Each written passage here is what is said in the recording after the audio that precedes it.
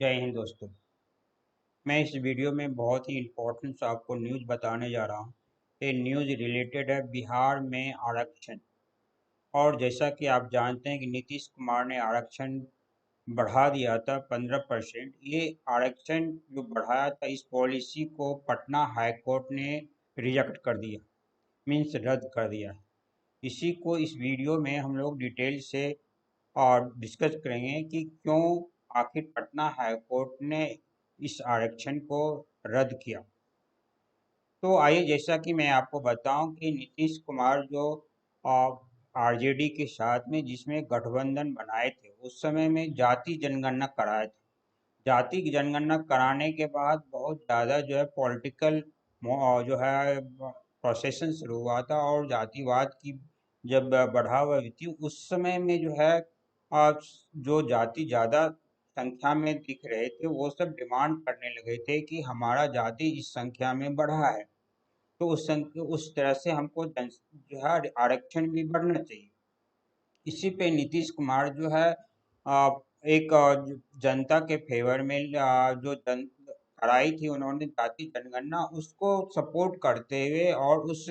Percentage से जो जाति बढ़ी थी उसको सपोर्ट करते हुए नीतीश कुमार ने 15% जो है आरक्षण को बढ़ा दिया था। और जो कॉन्स्टिट्यूशन कहता है और सुप्रीम कोर्ट जो भारत की है वो भी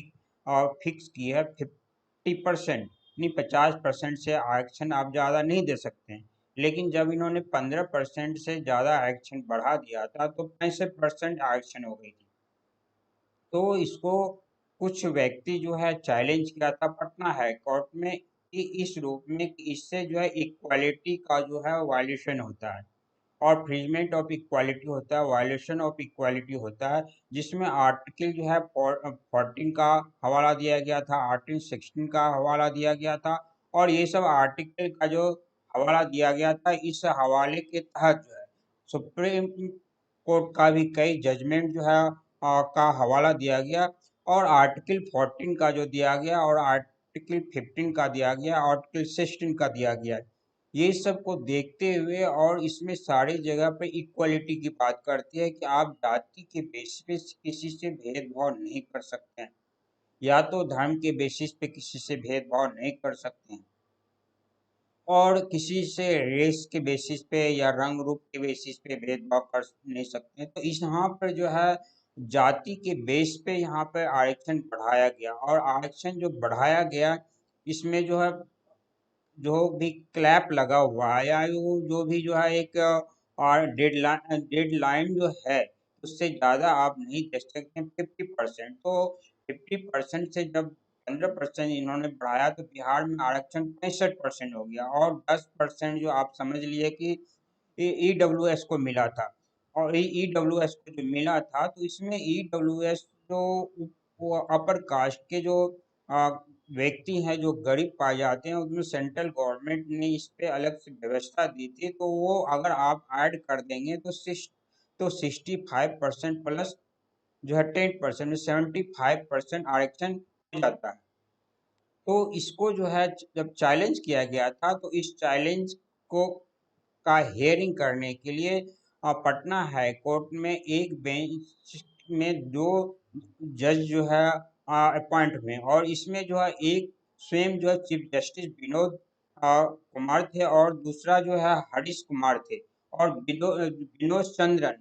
एक चीफ जस्टिस जो थे पटना हाई कोर्ट के वो विनोद चंद्रन, और दूसरा जो जस्टिस थे वो हरीश कुमार। और ये दोनों जो है हरीश कुमार और विनोद चंद्रन जो है दोनों इस मुकाम पे पहुंचे और आर्टिकल 14, 15 और 16 को देखते हुए कि ये आरक्षण का पॉलिसी जो बिहार गवर्नमेंट दी है 15% ज़्यादा जो है 50% से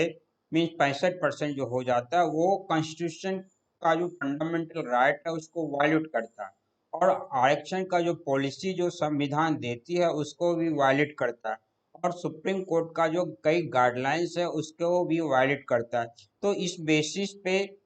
पटना हाई कोर्ट ने नीतीश कुमार को एक बहुत बड़ा झटका दिया है, और ये झटके जो है शायद जो है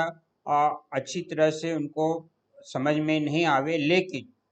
नीतीश कुमार हो सकता है कि इसको बड़े बेंच में अपील कर सकते हैं या फिर ये सुप्रीम कोर्ट में जाके अपील कर सकते हैं।